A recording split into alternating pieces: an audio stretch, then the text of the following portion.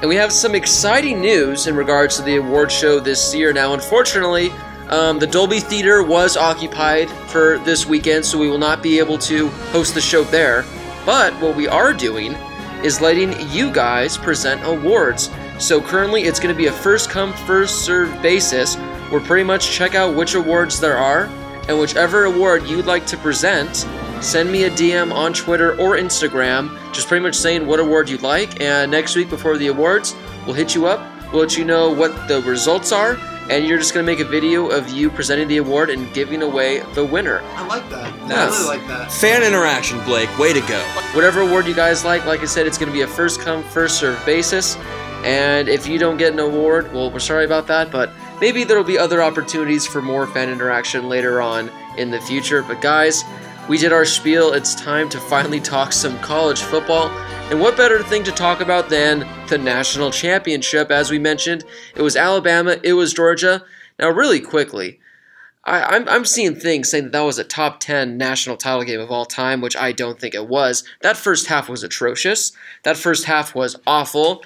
And pretty much aside from the last few minutes of the fourth quarter, the second half was not all exciting either. But we did have an exciting finish, a college football national championship that went to overtime, a very exciting finish. So guys, what were your overall takeaways from the national championship and Alabama once again, well, you know, winning the whole thing like every year?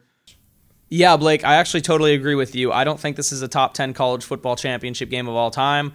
I think it's very similar to last year's with Alabama. I think that for the first quarter of this game, this was very boring. It was not enjoyable to watch. The whole game just felt like it was lackadaisically going by, and I thought kind of the same thing with the second quarter, and finally in the third quarter it started to get better, but at that point, Alabama was already trailing by a hefty margin at that point. It looked like Georgia might be able to just run away with this thing. So that's why the second half of the third quarter and the fourth quarter was so great, because Alabama was able to get themselves back into this game and then come back and win. I don't think it's a great championship game. I think the second half and overtime was great, much like last year, where, you know, in the Harris Highlights Awards, correct me if I'm wrong, but last year's championship won the bowl game of the year, and we all kind of disagreed with that and gave our opinions why, and it was because you have games like, I believe it was the Orange Bowl with Michigan. I think it was Michigan in the Orange Bowl, and then USC and Penn State in the Rose Bowl. That was a back-and-forth game the entire time, so the four of us loved those two games, and then we love the ending to the national championship, but not necessarily the whole game. That's how I feel this year about the national championship, and surprise, surprise, for the second year in a row, the Rose Bowl. I'm with you, Josh. I mean, it was very similar to last year's game in the sense of it didn't really start to get exciting until the second half. What stood out the most to me is the freshman play in this national championship, and so many guys who hadn't had big roles, especially for Alabama most of the year, started to take over. First and foremost, obviously, is Tua. He takes over for a guy in Jalen Hurts, who was 25-2 as a starter at Alabama. They talked about that they were going to use Tua a little bit in this game, maybe throw him in with Jalen Hurts while they'd both be on the field at the same time, try to throw off the Georgia defense a little bit, try to just create some confusion, things like that. It's the national championship, element of surprise. But Tua took over. 3 touchdowns in the second half. He threw for 170 yards. Of course, that brilliant throw in overtime to seal it to Devontae Smith. And then Najee Harris, too. This guy was the number 2 running back in his class come 2017. He's a true freshman. He takes over in the second half. He was averaging almost 11 yards a carry, 6 carries for 64 yards. These Bama freshmen took over, and now you start to see why Alabama's so deep, because when one guy goes down or they need a replacement, it's 1A and 1B, and that's what makes them great, and that's what gave them the win in this championship game. Well, do you guys remember who the last quarterback to come in at halftime of a championship was and lead their team to victory? Yeah, it was the Water Boy? Yep, Bobby Boucher and the Water Boy. Yep. No, but when you look at this... He wasn't a quarterback? Yeah, he was. No, Yes. he was a linebacker.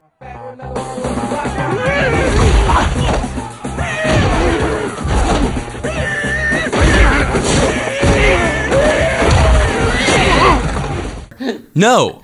I will bet you $3 million. You're right. I know you're right. I know you're right.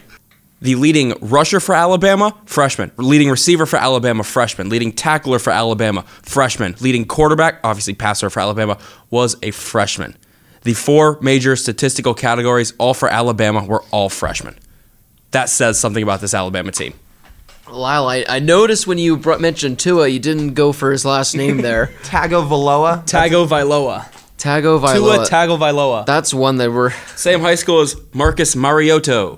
Yeah. Thanks, Roger. Mariota, when they first called him that.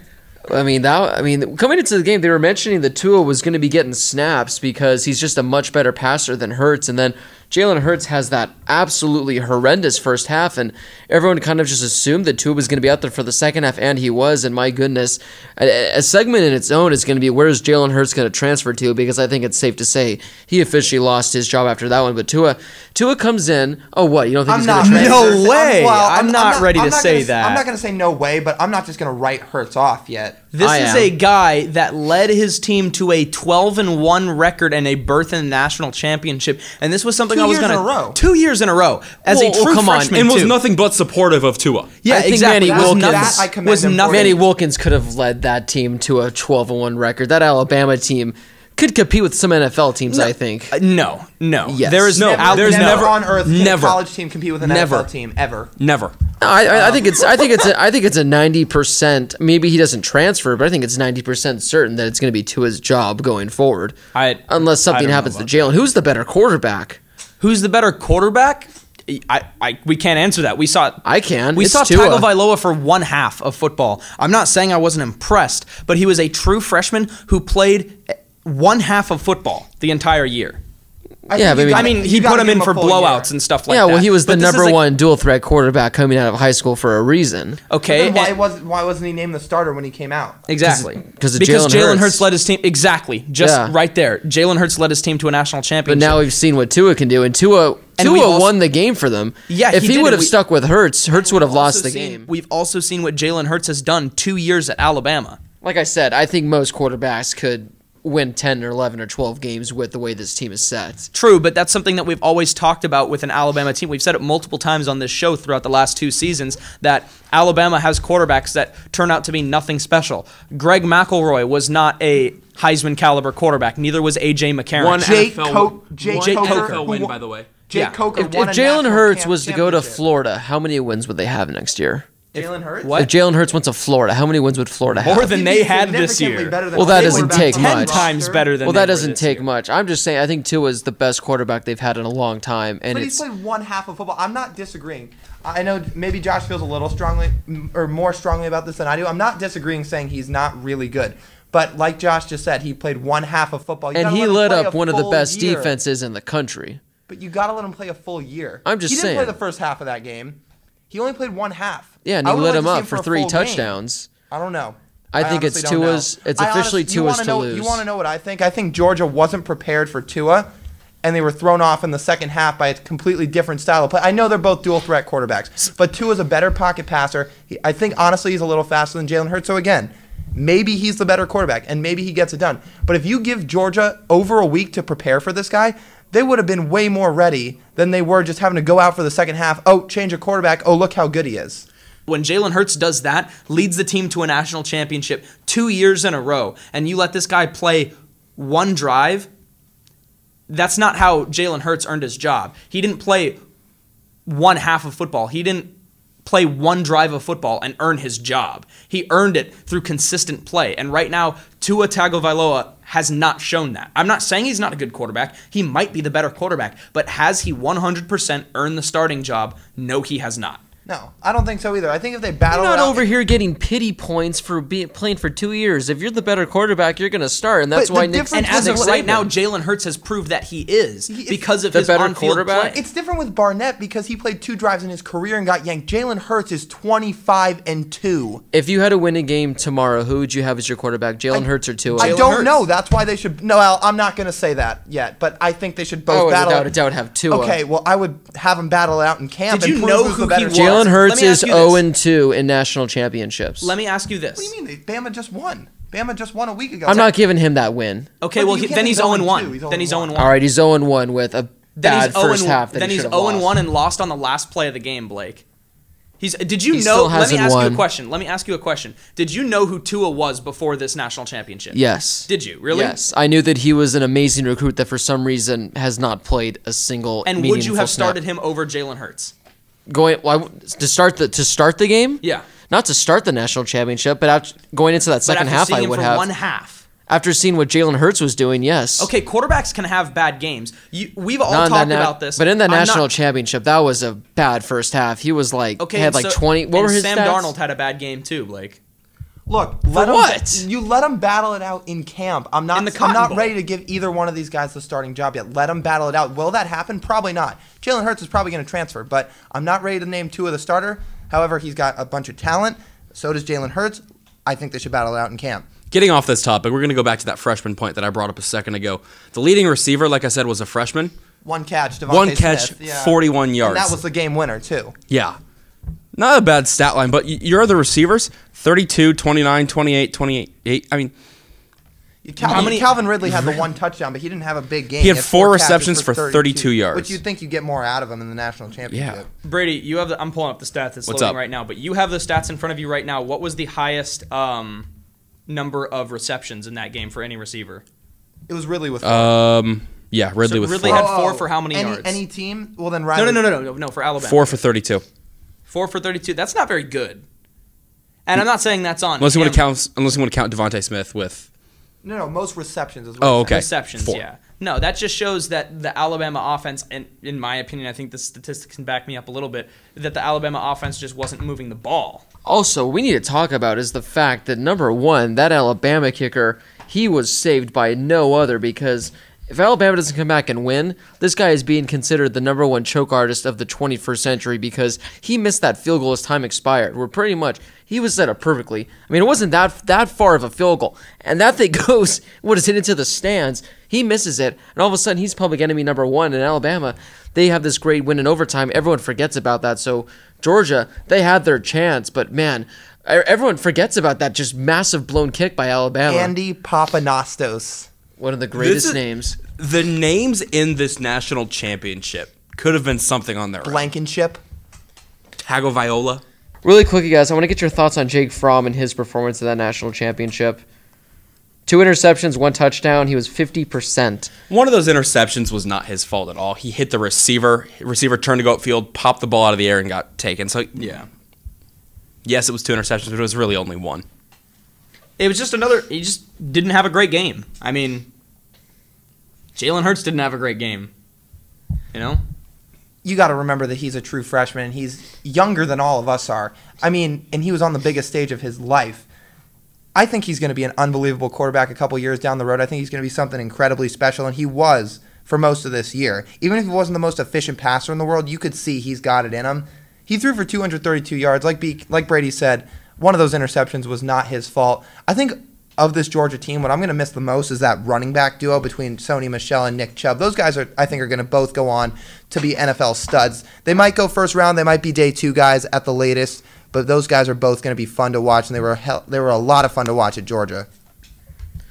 Well, speaking of the national championship, guys, this was, in fact, not the real national championship, because the real national championship took place on New Year's Day at the Chick-fil-A Peach Bowl, featuring the UCF Golden Knights and the Auburn Tigers. Now, guys, UCF defeated Auburn 34-27, and in the last month have claimed the 2017 College Football National Championship. So, guys, I want to know what your thoughts are on this. Are UCF the true champions of the college football world after finishing the season 13-0? Not a chance. I mean, they can do what a bunch of these teams used to do in the past and just claim their championships. I'm talking the past, like back in the early days, back in the 50s. You got to give them some credit. 13-0, that's a pretty unbelievable season, but no, they're not really the national champions. First off, their strength of schedule was nowhere near tough enough. I know they beat Auburn in the Peach Bowl, but regardless, the national champion is the team that won the national championship game, which they were not in. They need to have a Blue Mountain State go build a field in the middle of a cornfield and have Alabama, UCF battle for the national championship. I love it. I would watch. I would go. I would help build the field. Yeah, absolutely. Where are you, Thad Castle? Oh, gosh. Well, the entire season, I've been high on UCF. I've thought they were legit. Now, I don't think that they should be claiming any national championship anytime soon. And the fact that they had a parade at Disney World, I think it's awesome. I think it's hilarious, but I think it's kind of silly, the fact that they went with it as much as they did. I mentioned this in the last episode before all the bowl season. 51 players on UCF's roster experienced that 0-12 team. Yeah. They went 13-0. You can't discredit them that at all. No. And Granted, I know we're on the Nobody's topic of. discrediting their season. I know that, but you got to look at the turn. I mean, I'm still in utter disbelief of the turnaround in a 2-year span. I've never seen a team go from nothing to something in 2 years. Unfortunately, I think they're going to go back to almost nothing soon after when your entire coaching staff is leaving. But they do still have some pretty good playmakers on this team. So it's going to be interesting to see the direction that the program goes in. But like you said, going back, there's no discredit whatsoever. I mean, I think, I clearly our group, the four of us, we have our teams that we like to root for. We have the team. Clearly, we're all Arizona State students, but for the most part, we try to keep it as unbiased as possible. I was hoping they were going to pull out that win. I was really hoping they were going to pull out the win in the Peach Bowl, and when they did, I was really happy for them. You got the 13-0 because all of a sudden, if they lose that game, there's nothing really special about UCF. They can be proud of themselves. You're going to be happy for them for being 12-1, but bottom line, a lot of people are going to view them as the one group of 5 school that was really good this year. And that's all they're going to be. But the fact that they went 13-0 and then beat Auburn, that's where you can start getting some more national recognition. And I'm not saying they didn't have that anyway, but now they can back themselves up. I think Josh hit it spot on. If UCF loses this game, they lose all magic. And this kind of hurts, I think, the college football world in general because, I mean, aside from Auburn fans, I think a lot of people were hoping UCF would pull this out just to prove that the underdog can, in fact, get it done. Now, I think this is going to kind of transition to what I want to talk about, and that's the playoff expansion. I know, like, the head of the committee, he came out and said, UCF winning absolutely had no impact on expanding it to more than 4 teams, and I think that's a lie.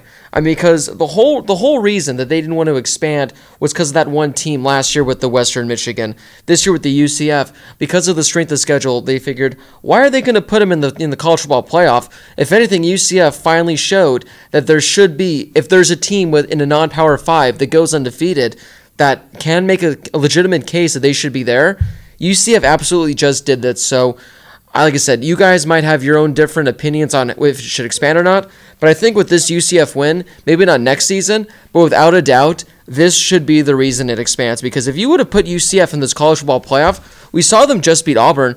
Who's to say that they couldn't have beaten maybe a Georgia and Oklahoma and Alabama? Well, the way Alabama was playing, who knows? But I think UCF legit could have made a run if they were in the college football playoff, and we'll never know because it's only at 4 teams, and these non-power schools don't get the recognition they, I believe, deserve. There are 3 things I want in life. Free tuition. Oh, that'd be nice. An 18 playoff, and NCAA football 19. That's it. Simple as that. I think Josh agrees with me. Here's my solution, and I've wanted to see this for a while now. I think I saw it on Twitter a couple times. 8 teams, the 5 conference champions, no matter what, you're in, you win your conference, you get into the playoff, because one, that makes conference play that much more exciting and that much more meaningful.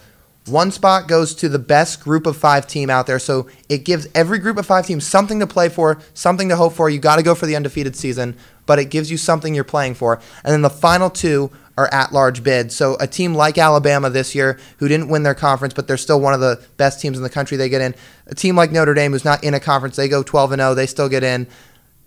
It's the 8 best teams, I should say 7 best teams in a group of 5 team.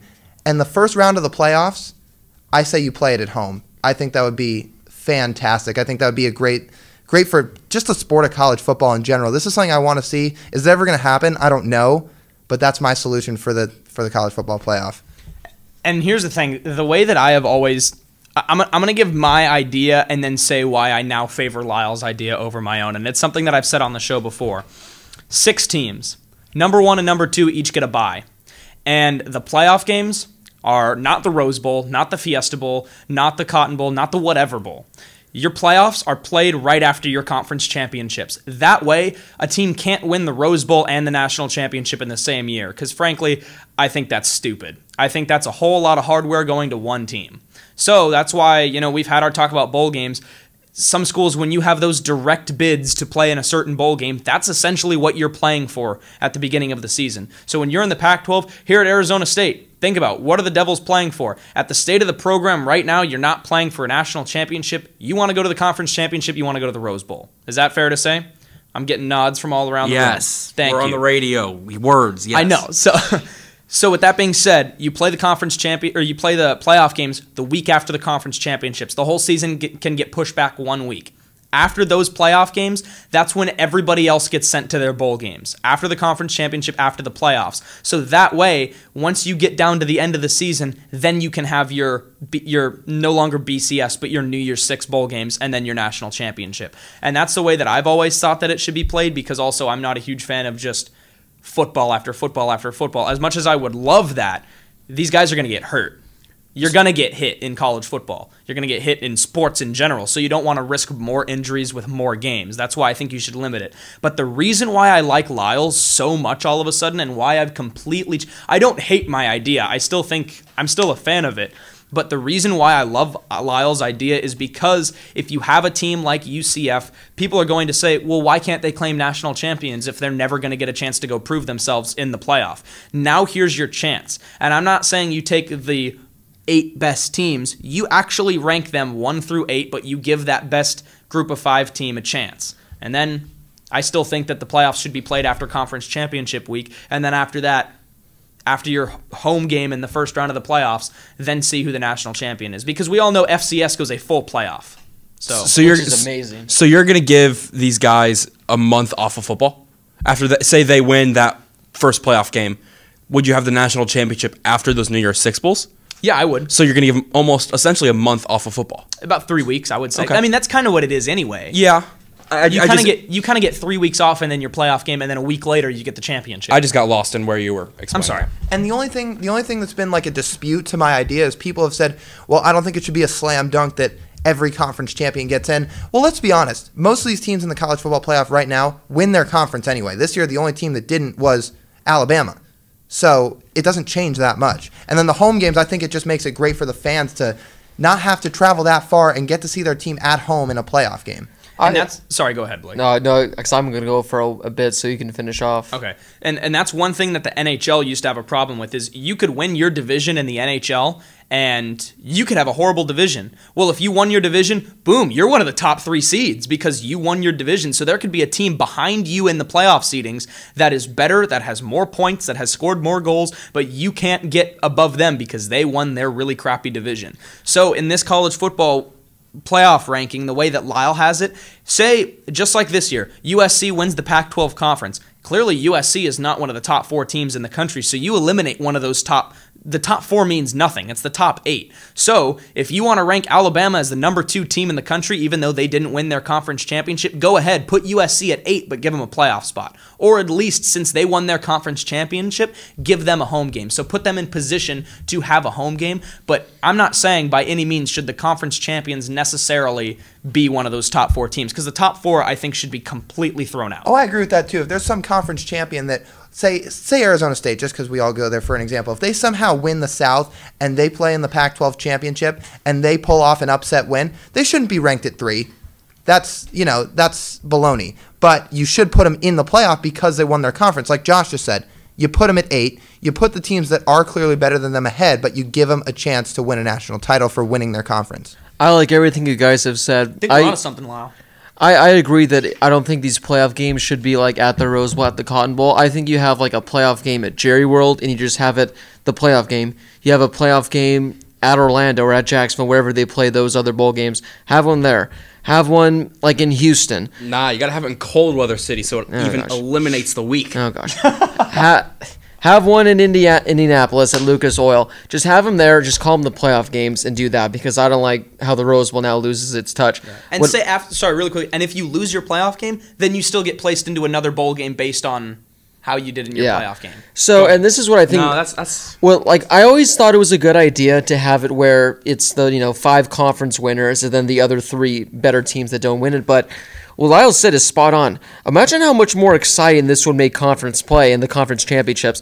Just imagine, like, let's just say it's like week 9 or so. Arizona State and USC are tied for the same record in the Pac-12 South, and they have to play each other. If Arizona State wins this game, they're most likely going to be playing in the Pac-12 conference or championship game, which is going to make every Pac-12 game just that much more exciting. Now, the thing is, like, oh, is Arizona State going to be that deserving? If they're in the Pac-12 title game, unless the entire conference just completely poops the bed, Arizona State's going to be a fairly good team with a fairly good record. So I think that is remarkable. I think what they should do is they should eliminate one game from the college football season, get rid of a non-conference game, because SC, they could still play Notre Dame. They don't have to play Western Michigan. Arizona State, they could still play Michigan State next year. They don't have to go play NAU, Northern Arizona. I think you should take one game off the entire college football schedule and then push it to 8, because then not all Power 5 teams are going to be competing, but they're all going to have a legitimate shot at competing based on how they do in their conference play. We need to get Archie Manning, who's on the committee of the college football playoffs, on the phone, and we need to tell him these ideas. I mean, I'm down. Get him on the line, Brady. Let's do it. Like, really quickly, though, I saw this photo on Instagram today, and it was of an 8-team playoff bracket based off the teams that would have made it if this was a 8-year play or 8-team playoff. We would have had Alabama versus Penn State, Clemson versus Ohio State, Georgia versus Wisconsin, and Oklahoma versus UCF. Oh, that would have been great. I mean, that would have been Georgia UCF. I think that's the most intriguing one. No, Oklahoma UCF. Oh, Oklahoma, even better, honestly. I mean, that would have been fantastic. And like I said, they came out and they said they have no plans on it anytime soon. But I don't know how college football cannot benefit from this. Well, first off, it's more games, so they make more money. So they're definitely going to benefit from that aspect. And it just brings more fans and more people into the sport. Like, I don't see why anything's being disputed on this factor. It's pretty clear that more teams are needed in the playoffs. UCF just proved that this year. Make a change. And I think Ohio State, I mean, well, granted, USC did not look good in that game, but Ohio State, they looked like they were a pretty good team in that Cotton Bowl as well. So they could have made I think they did make their case that they think they should have been a top 4 team. But hopefully one day they'll expand and we get more playoff football, because I still think there needs to be a way for more teams to get a shot at it. I still, like I said, how many teams are in the FCS one? How many? Is it 30? I think it's 32. I think it's 16. I think It's 16? Well, even then, 16. The way they do it, like, I don't care about FCS football at all. I watch those FCS playoffs because they're fantastic. And that's the other thing is those FCS playoffs have proved that format is not impossible. They go and do it. The FCS does it. Because I think they only play 9 games a season, 9 or 10. Right. So and there those you go. players are deemed lesser than the guys in Division I and FBS. So the best athletes in collegiate football can definitely do it if the next tier guys are doing it. There's 16 teams in the playoffs there. Okay. And it goes from November 25th is the first round, and then January 6th is the championship. But that November 25th game is the last game of the year for FBS football. So, I mean, FCS, they figured it out. College football, hopefully they can figure it out. But really quickly, guys, we need to talk about that Rose Bowl, because after all this is said and done, that Rose Bowl game, in my opinion, is the second best game that's ever taken place at the Rose Bowl. I think it's somehow topped last year's, which was tough to do, but my goodness. I think, like I said, all of us had Oklahoma except for Lyle. He was the lone one that had Georgia. Early on, it looked like it was going to be Oklahoma's to take. Georgia came back, and it was just back and forth, back and forth. We got overtime, and we had an amazing finish. Guys, what were your thoughts on the granddaddy of them all? Well, I will say this really quickly. My girlfriend was at Universal Studios going to Harry Potter World with her family that day. Her mom graduated from OU, so she's on her phone keeping up with the game the whole time, and she's wearing her Oklahoma gear. Well, once they got back, I went over to her house to pick her up, and I was going to take her back home to my house, and we were going to watch the game with my dad. And I got over to her house right when Georgia got back into the game. And her mom looks at me and she says, "Who are you rooting for in this game? Who do you think wins?" And at this point, the game's like close. I think it's tied at this point, or almost tied, within a touchdown. And I said, and I felt bad about saying it, I said, I got to be honest, there's no way Oklahoma wins this game. And it was like the third quarter, like early third quarter at this point. And I just thought that once Georgia found their legs in this game, there was no way they were losing it. And that's the thing that I like about this Georgia team is once they figure out what they're doing, if you get to the midway point in this football game and they're playing good football, I think they're going to figure out a way to win. Where we saw in the national championship, they started out hot, and towards the middle of the game, they cooled down. So if you get to the middle part of this football game and they're not playing where they need to be, or they're not playing as well as they need to be, I don't think they're going to hang on and win. And that's what they were doing so well in the Rose Bowl, which is why even though Oklahoma forced overtime in this game, I still thought that Georgia was going to hang on and win. But I did not want to see it end with that Baker Mayfield interception in the end zone, so I'm very glad they called that back. I'm going to start off by saying I felt just awful for Baker Mayfield at the end of that game. You saw him after that coin flip in overtime, and he just did a couple jumps in the air trying to pump up his entire crowd. We've talked about this a lot on the show this year. I was never a huge Baker Mayfield fan before this year, but he's grown on me a ton this season, and I was pulling for him big time in that game. I wanted to see Oklahoma pull out the win. I would have loved to see him in a national championship. And your heart just goes out to them after they lose. Credit to Georgia. They clearly they didn't outplay Oklahoma. Credit to Georgia. They ended up with the win. They found a way to get it done in overtime. But Baker Mayfield, man, he was crying in the press conference, and I just felt for him. It was pretty clear how badly he wanted to be in that championship game. But what an absolute game, just from both sides. And I think, again, going back to the running game for both teams is what stood out to me the most. First off, this Georgia running back duo, again, Chubb and Michelle, they had over 300 yards rushing in that game, 145 for Chubb and 181 for Michelle, 5 combined touchdowns. And then Rodney Anderson from Oklahoma. This guy, I think, has a chance to be maybe the best running back in the country next season. This guy had 100 yards or more in 8 of his final 9 games, 201 in that Rose Bowl. He wasn't talked about a lot on this Oklahoma offense, and a lot of it was because of Baker Mayfield, their tight end Mark Andrews, who's probably going to be a first-round pick. But all in all, this running game was great. Obviously, a ton of passing yards went out as well. But the running game, that's what I enjoyed the most from this game. It's not how you start, it's how you finish. And Georgia finished the game the right way. Yes, they were down. They came back and took that game to overtime. And double overtime it was. And played the way the game needed to be played. I know it sounds super cliche, but Georgia won that game the right way. They played smash mouth football and won the game when they needed to come back and win the game. The game truly had it all. I mean, aside from the whole defense. Well, I mean, the game had defense when it mattered, which is the good thing. You look at the score, you look at the stats, you're like, my goodness, no defense was played, but that's not the case. I mean, both teams, especially Georgia, they had some plays where, my goodness, especially in the overtimes, well, mainly because of the play calling. I think Baker Mayfield, I don't know how many passes, if he had any in those overtimes. They were just running every play. In Georgia, we saw what they've been doing all year, and that's dominating the defensive side. And Lyle witnessed it firsthand earlier in the season what that defense can do to a team. And like I said, overall, it's just an amazing game. And who would have thought that after that SC Penn State Rose Bowl game, we would have had one that topped it? And I think this one did. And what a finish, a game-winning. Now, you got to feel, though, the best part was in overtime, I think it was the second overtime, when Oklahoma was kicking the ball, they literally called that blocked field goal spot on, saying how Georgia led the country in blocked kicks. And here it comes. I think was it Smith that blocked the kick? It wasn't Roquan, but it was. I'm blanking on. I think it was it Lorenzo Carter? It was Lorenzo Carter that blocked the kick, and you're thinking, my goodness. And then the first play of overtime, the second play of that's a tongue twister. The first play of the second overtime, Oklahoma, they lose a few yards, or no, Georgia loses a few yards. And they're thinking, man, Oklahoma, I think they might be able to stop them here, push them back into long field goal range. And then what was it? Sony Michel just comes and takes a nice 30-yard handoff for a game-winning touchdown. So overall, an amazing game. And I felt for Sony, too. I talked about earlier, I felt really bad for Baker Mayfield after the game, but I felt almost just as good for Sony because you got to remember, he had that crucial fumble late in the fourth quarter, and it looked like it had a chance to cost Georgia the game, and then he gets to make up for it with the game winner. You live for stories like that, and you live for moments like that. So Sony Michel, credit to you. Man, like I said, I still wish that we would have seen Baker Mayfield in the national championship. I think that would have been a fantastic championship, but a lot of college football still to be talked about in the upcoming weeks. Potential top first-round picks on the show. You're going to have to wait and see on that one. We got to build a little suspense, guys. Build a little suspense. Am I right? If you can say that if you're actually going to get someone. Hey. Got to build when I see it, BH. Hey. I'm currently, doing what I can in order to get some first rounders on the show, Thank goodness for those New Year's Day bowl games in the national championship, because this was, I think, arguably the worst bowl season, at least in my recent memory. Aside from those New Year's Day games, I can't tell you 2 or 3 games that I found were exciting.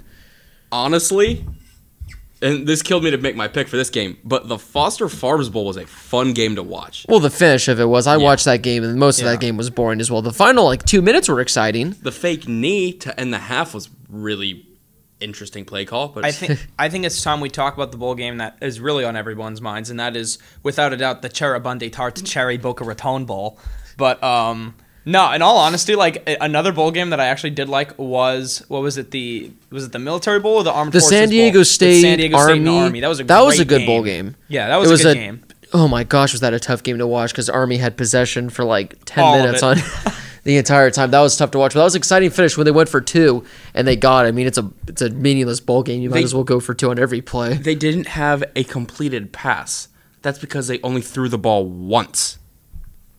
I mean, that's the one bowl game that came to mind that was exciting. There was a few other. There was like the Mississippi State, Louisville, whoever played each other. That was a close game. I think Kentucky Northwestern, that was a close game. But other than that, this bowl season was just, it was bad, guys. It was forgettable.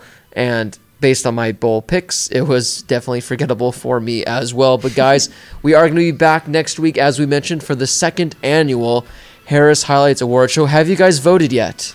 No, I have not. Oh, well, you guys better get on that. Why don't you open the polls first? Oh, yeah, I should do that.